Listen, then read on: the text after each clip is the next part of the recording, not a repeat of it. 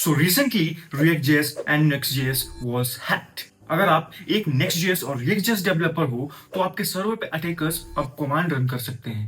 Yes, you heard it right. React से सीधे server hack. Isn't it amazing? Let's break down what actually happened and why attackers were able to run codes on the server. Let's break down everything in this video.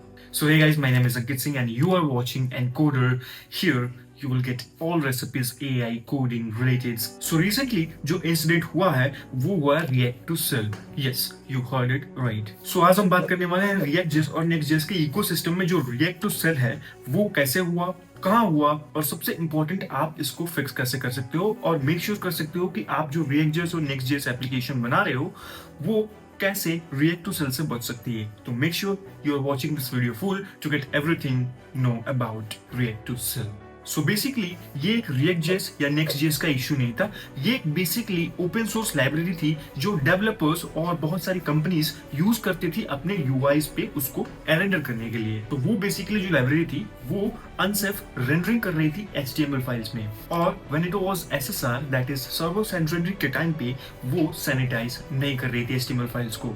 और result क्या हुआ, जब कोई attacker वहां पे payload देता था input field में तो वो क्लाइंट साइड में रन नहीं होके वो रन कर रही थी सर्वर साइड पे. तो वो चीज आपका सर्वर पे रन हो रहा था एंड बिकॉज ऑफ दैट वो अटैकर्स जो था वो सर्वर पे रीच कर सकता था एंड वहां पे आपका कोड या फिर जो भी डेटा है सर्वर पे वो डायरेक्टली इंटरेक्ट कर सकता था. और इसी इशू का नाम पड़ा React to Cell यानी React Component and Server Cell Command which makes React to Cell. Let's take an example. अगर आपके पास एक इनपुट फील्ड है या फिर अगर आपके पास कोई फील्ड है जिसमें यूजर सिंपली क्या करेगा, वो जाएगा वो अपना डेटा एंट्री करेगा या फिर इनपुट फील्ड डालेगा. बट अटैकर्स क्या करेंगे, वो जाएंगे वहां पे और वहां पे एक सेल कमांड डालेंगे जो कि आपका रेंडर करने के बाद वो सीधे सर्वर से इंटरेक्ट करेगा. उसके बाद क्या होगा, तो अगर वो सर्वर से इंटरेक्ट कर सकते थे तो बेसिकली वो आपके साथ सर्वर को उड़ा भी सकते थे, सर्वर पे डिलीट कर सकते थे यूजर डेटा, सर्वर को रिमोट टेक कर सकते थे या फिर anything was possible with that interacting with server. So इस इशू को क्रिटिकल सिक्योरिटी नाम दिया गया. So there were 3 problems. HTML sanitize नहीं हो रही थी, सर्वर साइड रेंडरिंग पे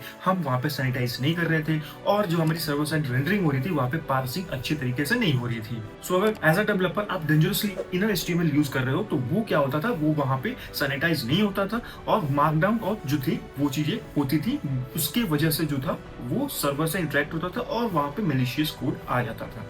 And now the main point is coming towards how can we make sure that this is not happen with our application and in future we are safe with React to Cell. So solution क्या है? So first solution is उसका जो library था उसका एक updated version आया है. तो वो अगर आप लाइब्रेरी यूज कर रहे हो तो उसको आप अपडेट कर लो, वो जो लेटेस्ट लाइब्रेरी का वर्जन है उससे. दूसरा पॉइंट, सैनिटाइज HTML always.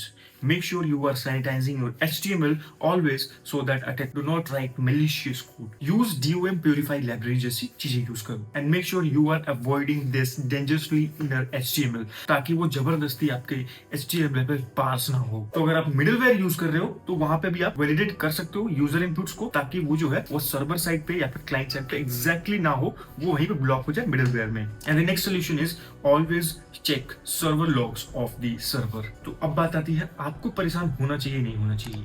तो यस, अगर आप रिच टेक्स्ट यूज करते हो, एक इनपुट फील्ड यूज करते हो, CMS यूज करते हो that is content management system जिसपे आप यूजर का इनपुट लेते हो, तो बिल्कुल आपको होना चाहिए अवेयर एंड आपको जो करना चाहिए वो पैच लाइब्रेरी जो उसकी अपडेट हुई है वो वाली लाइब्रेरी यूज करो और मेक श्योर कि आपका लाइब्रेरी अपडेटेड हो. And yes, React.js and Next.js were not hacked. It was the issue of the external library, external packages which was used for showing UI. So that was it about the React to Cell.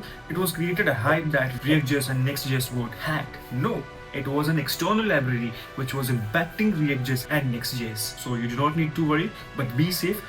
Always purify, always validate, always check server logs. These are all these points I have mentioned also in the descriptions. You can check it out and make sure your applications is checking all points so that you are safe and attackers do not hack your website. So that was it in this video. Make sure you are subscribing my channel, hitting the bell icon so that this videos or this type of videos gets notified at you first. Till then, keep learning, keep hustling, keep exploring and keep coding.